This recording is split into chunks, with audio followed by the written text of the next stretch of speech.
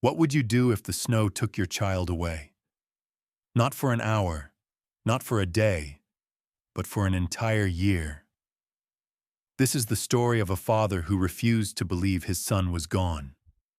While the world told him to move on, he did the opposite.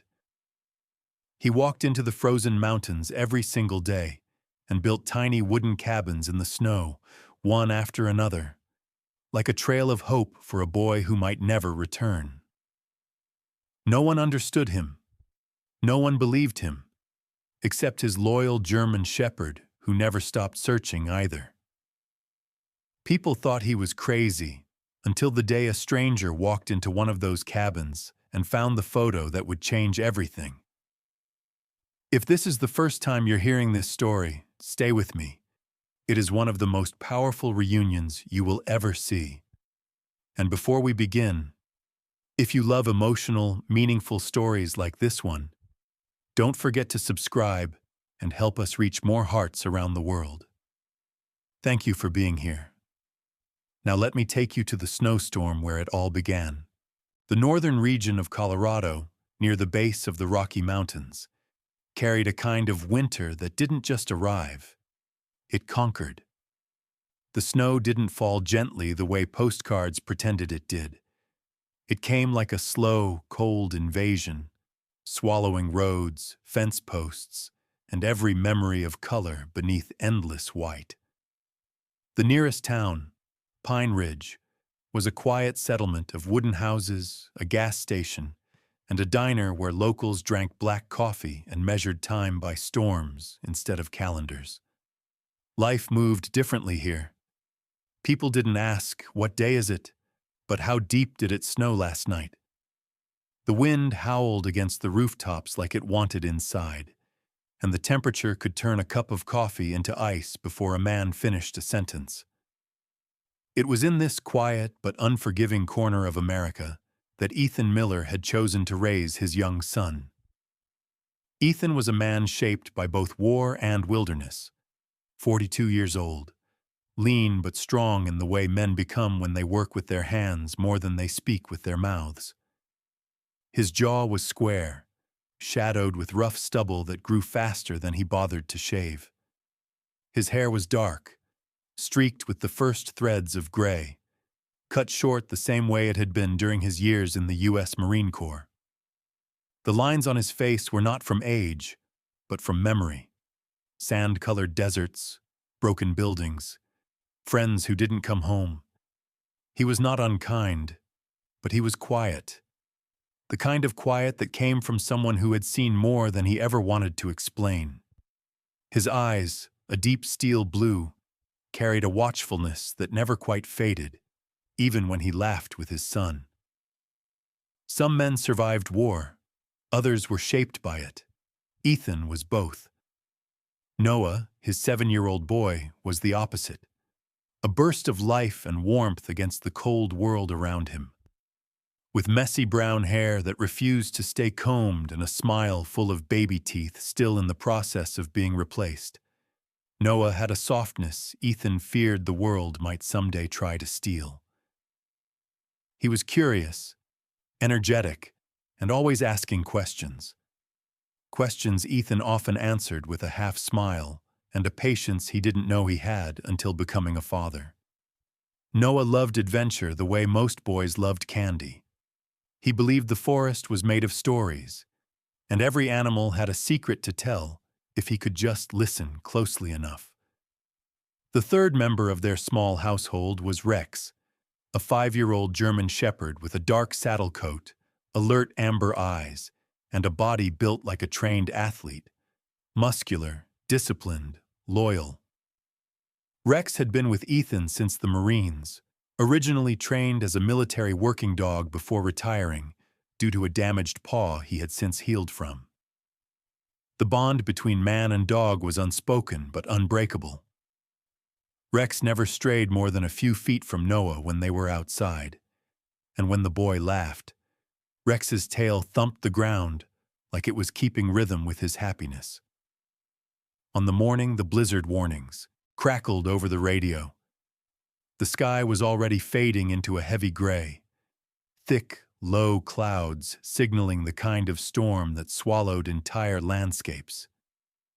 Ethan had planned a short trip into the forest with Noah and Rex to gather firewood and check his hunting traps before the storm locked them in for days.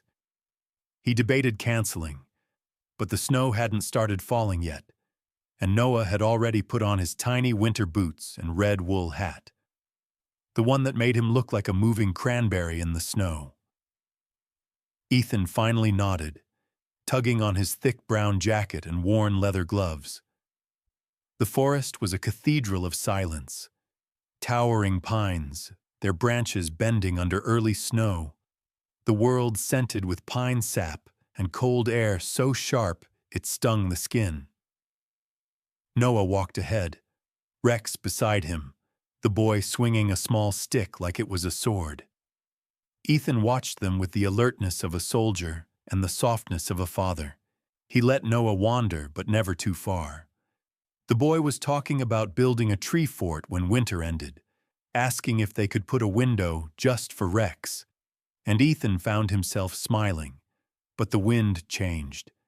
It began as a low moan through the branches, then sharpened, pushing against their jackets. Snowflakes the size of sand grains started drifting down, then suddenly thickened, filling the air like shaken feathers from a ripped pillow. The forest went from calm to chaos in minutes. Visibility shrank. The path they walked began disappearing beneath new snow.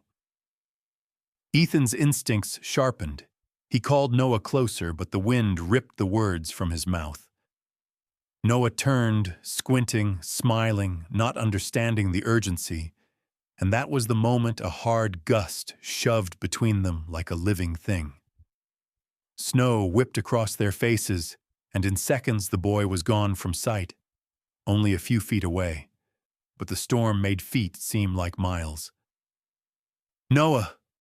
Ethan tried again, voice louder, but the wind swallowed it whole.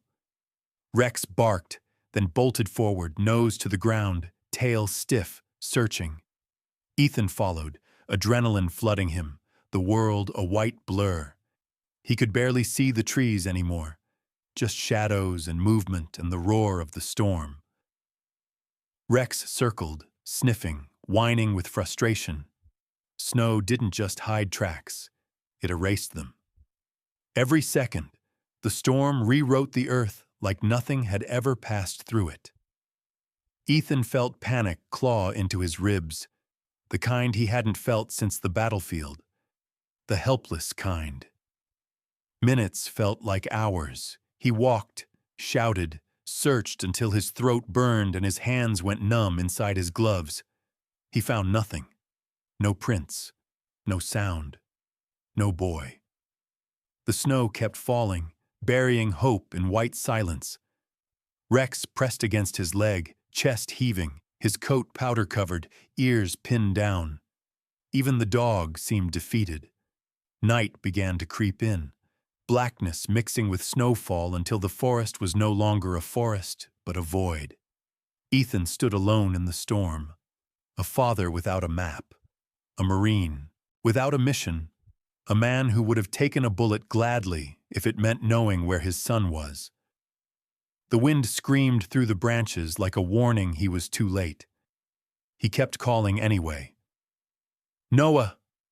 Noah!" But the only answer was the storm. And the storm did not care. The storm did not end the next day, nor the next. It took nearly a week before the snow softened enough for the world to look like something other than a white battlefield. Ethan did not sleep more than a few hours at a time, drifting in and out of exhausted dreams where Noah's voice echoed from somewhere he could not reach. When the sky finally cleared, he did not return home. He stayed in the mountains because going back to a warm house without his son felt like admitting defeat. Rex stayed close to him the whole time, never leaving his side, as if he understood that every moment now mattered. The forest stretched for miles, and finding a 7-year-old boy in it was like trying to catch smoke with bare hands. But Ethan was a Marine. He did not believe in surrender. He began to build. The first cabin was nothing more than a small hunting shelter made from raw pine logs and a metal sheet roof he salvaged from an abandoned ranger shed. It took 2 days in freezing wind, but Ethan's hands didn't shake.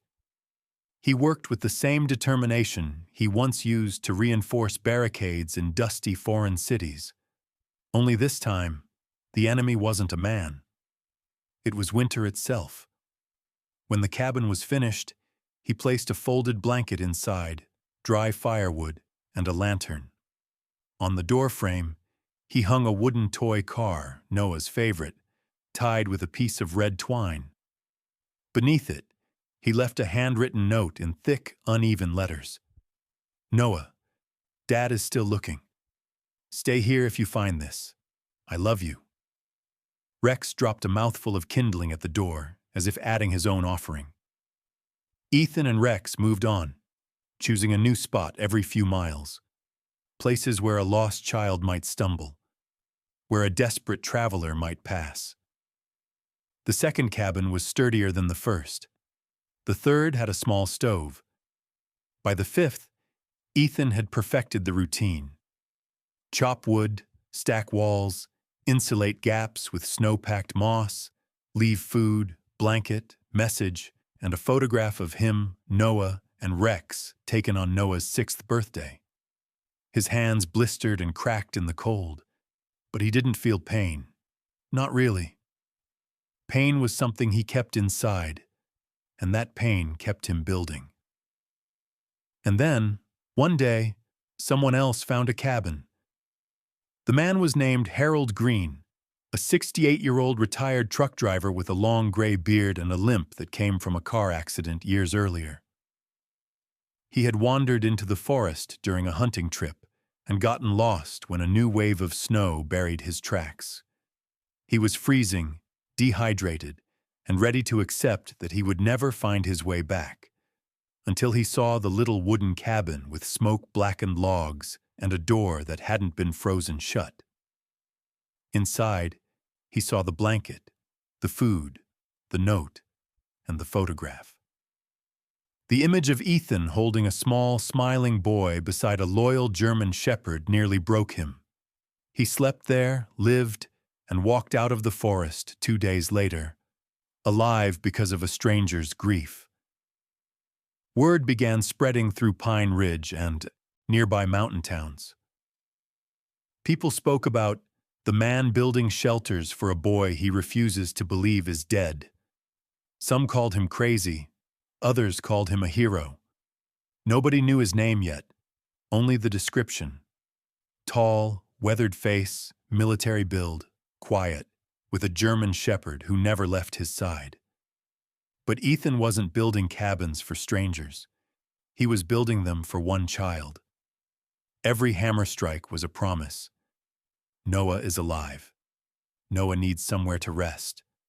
Noah will find one of these.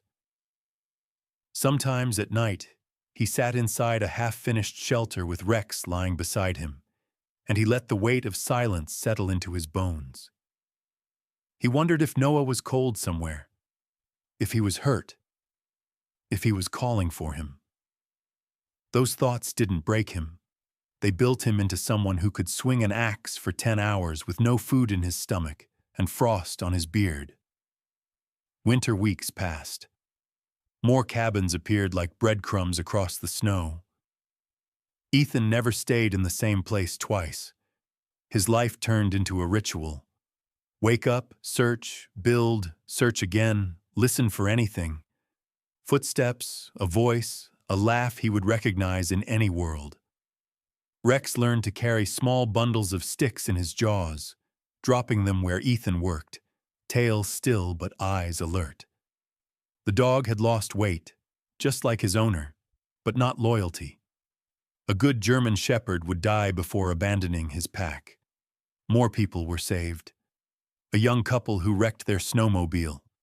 A sheriff deputy whose ankle snapped on black ice. A teenage hiker who thought she could beat the weather and realized she was wrong. Each one saw the same photograph. Each one read the same message. Each one walked away with the same ache in their chest.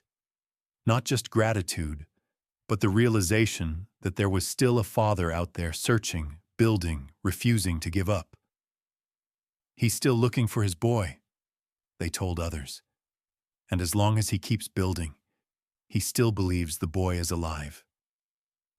The legend spread faster than the snow ever could, but Ethan didn't hear any of it. He didn't know people were praying for him at church pews he'd never sat in, or that strangers were driving mountain roads just to leave supplies where they hoped he might find them. He didn't know his story was being told in grocery stores and barbershops by people who'd never met him. All he knew was the next cabin, the next tree, the next chance. The world had shrunk into a single mission: build enough shelters, leave enough signs, create enough hope that somewhere, somehow, Noah would walk into one of them and wait. Rex barked one evening at the red-orange glow in the distance, sunset behind snow clouds, and Ethan paused, wondering if the world was trying to say something. But there was still no small voice, no boot prints in the snow, no boy in a red wool hat. Not yet. But tomorrow, he would build again. And he would keep building until the forest ran out of space. Noah had no sense of time after the storm carried him away from his father. All he knew was cold. Cold in his fingers, cold in his bones, cold in the empty space where his father's voice should have been. He walked for what felt like forever, stumbling through drifts of snow taller than his knees, calling Dad, until his throat stung. The red wool hat on his head, the one Ethan had pulled low to keep him warm, was now soaked and frozen. His breath shook in the air like smoke. Eventually, the forest thinned and the white world opened into a clearing near the edge of a valley, where the snow wasn't as deep. Noah took 3 more steps, swayed, and collapsed face first into the cold. He might have died there if not for the sound of boots crunching snow. Sarah Thompson was not expecting to find a child in the woods that morning. She was a woman in her mid-30s, tall and slim with a gentle posture, the kind that made people feel safe without knowing why. Her wavy, dark blonde hair was tied loosely behind her head, and her face had a softness that came from a life without bitterness. Hazel eyes, pale winter skin, and quiet smile lines that hinted at someone who still believed kindness mattered. She lived alone most days because her husband, Luke, spent long stretches hunting deep in the forest. Sarah was used to silence, but not like this. Not the silent stillness of a child lying in the snow. She dropped her basket and ran to him, her voice breaking the morning calm. "Oh, God. Hey, sweetheart. Can you hear me?" The boy didn't move, but when she turned him over, she saw his lips trembling and his face faintly blue. She lifted him, surprised by how light he was, and carried him down the slope toward her small cabin, a warm wooden home tucked beside a line of spruce trees. Inside, she wrapped him in blankets, lit the stove, and fed him small spoonfuls of warm broth until color returned to his cheeks. Hours later, Noah woke, staring at the ceiling beams, his eyes glassy but alive. "Where am I?" he whispered. "You're safe," Sarah said softly, brushing wet hair from his forehead. "My name's Sarah. What's yours, honey?" "Noah," he answered, and then his eyes filled with tears. "Dad, Rex, cabin. I can't find them." The panic in his voice made Sarah's heart twist. She tried to ask questions, but he couldn't answer much. The shock had pushed his memories into fragments. He remembered a storm, remembered a German shepherd barking, remembered a man shouting his name, and then nothing. Sarah didn't press him. She'd learned in life that some wounds needed warmth before they needed answers. When Luke returned later that evening, snow in his beard and a rifle on his shoulder, he stopped in the doorway in disbelief. He was a rugged man, early 40s, tall with a thick build from years of hauling game through the mountains. His face was angular, with deep-set brown eyes and a scar across his left eyebrow, a reminder of a hunting accident from his youth. Luke was not unkind, but life in the wilderness had made him blunt and suspicious of anything unexpected. So when he saw Noah curled under a blanket near the fire, his voice came out rough. "Where did he come from?" Sarah explained, and Luke stood silent for a long moment, watching the boy breathe. He was a man who valued logic before emotion, but even he felt something shift inside him. "Poor kid," he muttered at last. "Storm like that? He's lucky he made it out at all." The days that followed changed Sarah and Luke's lives more than they realized. Noah slowly regained his strength, and though he could not remember the details of how he survived, he never stopped looking out the window, as if the forest would return something to him if he watched long enough. Sarah made him warm meals, knitted him socks, taught him small chores. She had never been a mother, but she found herself becoming one with every passing day. Luke pretended not to care at first, but he'd bring Noah small things from his trips: feathers, arrowheads, smooth stones, and act as if they just happened to be lying around, even though they never were. Noah laughed again after a few weeks, but it wasn't the same kind of laughter he used to have. There was always a shadow behind it, like something unfinished. Sometimes Sarah would hear him whisper in his sleep, "Dad, Rex, don't leave," and she would sit beside him until the restlessness faded. 1 month turned into 6, 6 months turned into a year. To the outside world, Noah was a lost boy rescued by chance. To Sarah and Luke, he had become a son. But to Noah, even with all the warmth he gained, there was still a place inside him that remained winter. He did not forget that someone out there was still searching for him. He just didn't know how close or how far that someone was. Winter had returned to the Colorado mountains the following year, but it was quieter than the storm that had stolen Noah from his father. The snow fell in soft sheets instead of violent waves, and life inside the Thompson cabin had settled into something that looked almost like a family rhythm. Noah was stronger now, taller, healthier, 8 years old, and learning how to split small firewood and feed the chickens behind the house. Yet every now and then, when the wind howled through the trees, he would pause, staring out the window as if listening for a voice only he could hear. Sarah always noticed, but she never asked. A mother's love doesn't demand answers. It waits for them. Luke, on the other hand, had grown into an unexpected father figure without ever planning to be one. He still left early every morning with his hunting rifle strapped over his shoulder, still wore the same brown flannel jacket, still carried the same persistent seriousness in his deep-set eyes. But there was a softness in him now, something that only appeared when Noah handed him coffee in the morning or ran to greet him at the door in the evening. Luke wasn't a man who spoke love, but he showed it through sharpened tools, extra stacked firewood, repaired hinges. Years earlier, a hunting accident that nearly cost him his life had turned him into a man who didn't like to depend on others. But Noah had changed that. For the first time, Luke had someone depending on him, and he didn't mind. One morning, the sky turned dark faster than expected. Snow began falling in heavy, wind-driven sheets.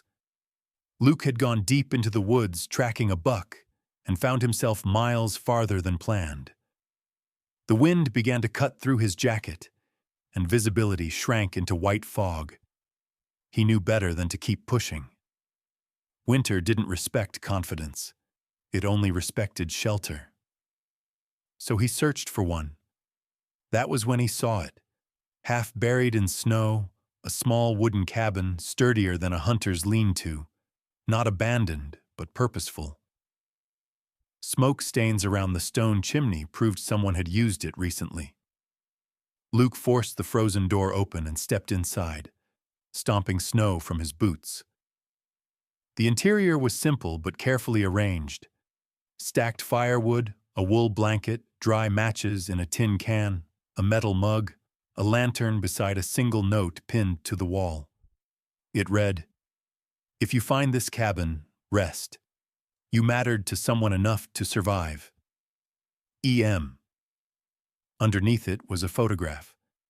A man with a weathered face, dark hair, and deep blue eyes stood with one arm around a small, brown-haired boy, Noah, and a German shepherd at their feet.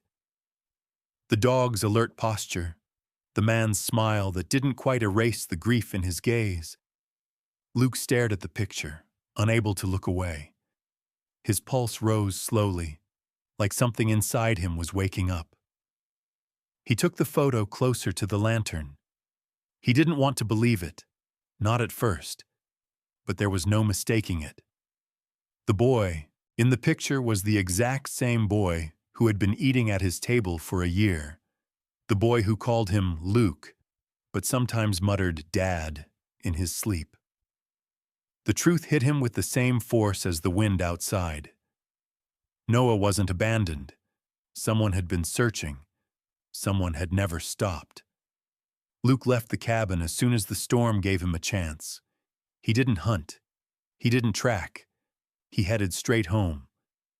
When he walked through the door, covered in snow, Sarah saw something in his expression that made her stop stirring the soup.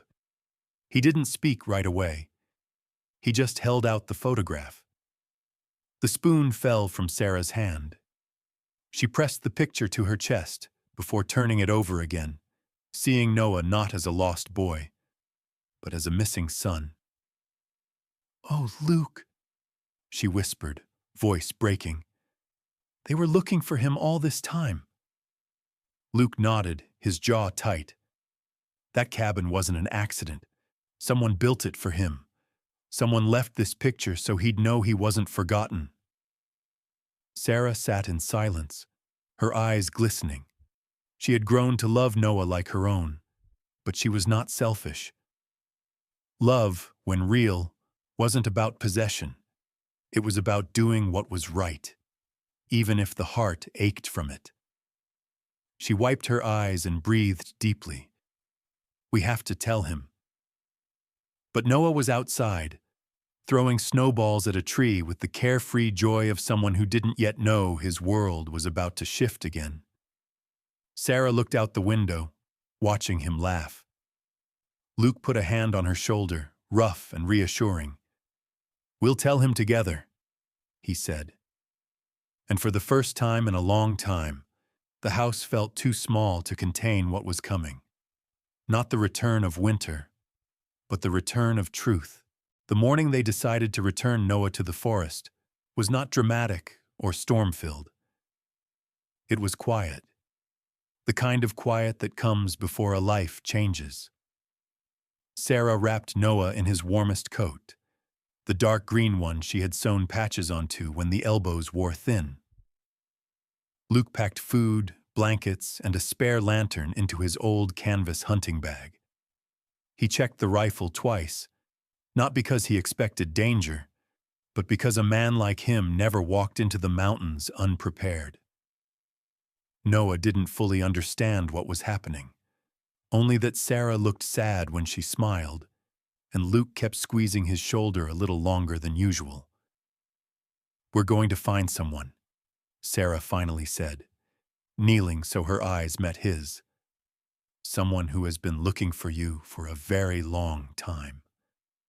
Noah didn't speak. Instead, he held the photograph Luke had shown him the night before. Ethan's arm around him, Rex's ears perked at their feet. That photo had done something inside him.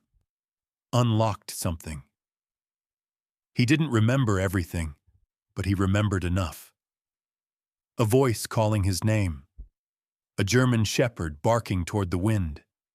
A hand holding his before the snow swallowed the world. He wasn't sure if the tears on his face were from fear or hope. The walk was long. Snow crunched beneath their boots. The forest stood dark and tall, the wind whispering through its branches like an unfinished memory. Luke led the way, following markers only he would have noticed.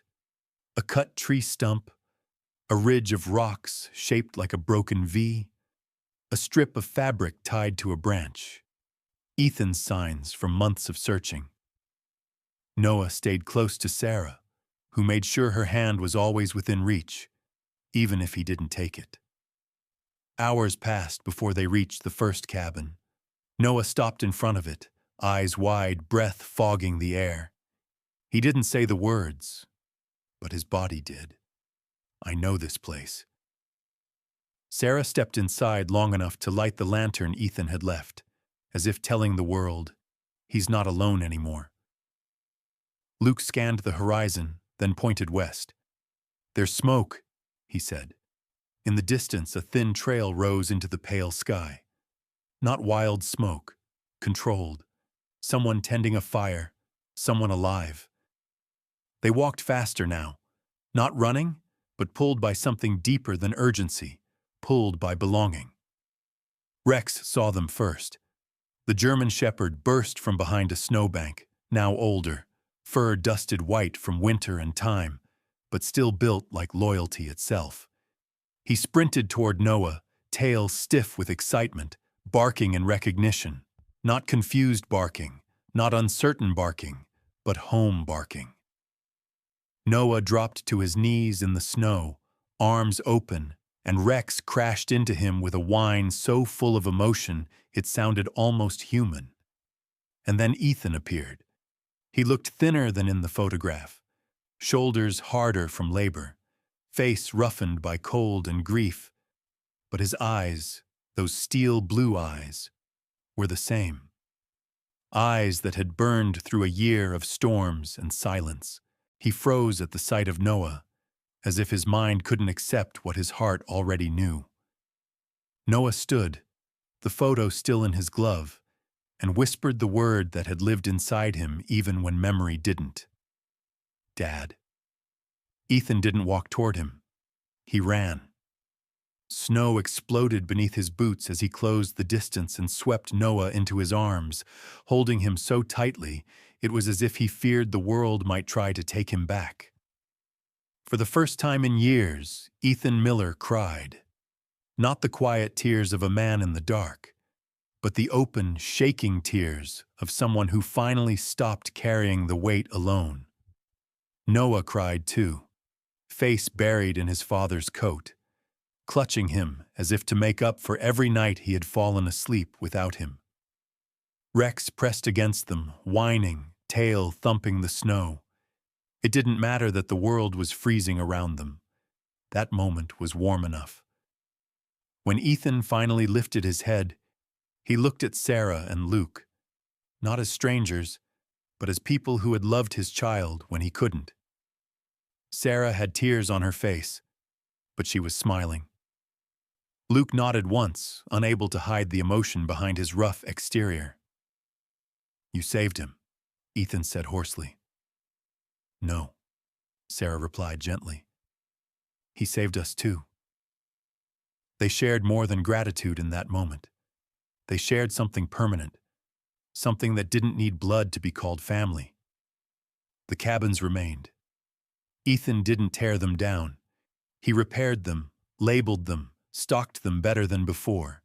And because of the stories told by those who survived because of them, people began to call them the lantern houses, small beacons in the snow, left by a man who believed that even in the harshest winter, someone was worth waiting for. Ethan no longer built them to find a child. He built them so no one else would lose one. Noah grew up knowing he had two homes, one in the cabin with his father and Rex, and one in the house near the tree line where Sarah cooked warm soup and Luke carved wooden toys. He didn't have to choose. Love didn't demand choosing. It multiplied. And Rex, older now, slower in his steps but still watchful, never let Noah stray more than a few feet from his side again. Sometimes the world feels cold, silent, and unforgiving, like a winter that never ends. But every act of love we leave behind, every kindness we build for someone else, becomes a light in the snow. Ethan thought he was building cabins to find his son, but in the end, he was building miracles for strangers. And maybe that is how God works. Not always with thunder, not always with sudden answers, but through the hands of ordinary people who refuse to stop loving, even when the world tells them to give up. A lost child was found. A broken father was healed. Two families became one, and the snow, once a symbol of separation, became a witness to grace. Maybe the miracle wasn't that Noah survived the storm. Maybe the miracle was that love never stopped searching for him. And if you're watching this right now, maybe you need that reminder. You are never too lost for God to find you. You are never too forgotten for love to reach you. And even in the darkest winter of your life, there is always a cabin of hope waiting somewhere ahead. If this story touched your heart, let it reach someone else's. Leave a comment, share this video, and subscribe so more people can feel the warmth of stories like this one. And may God bless you, protect your family, and guide you through every storm you're facing, just as He guided Ethan, Noah, and Rex back to each other.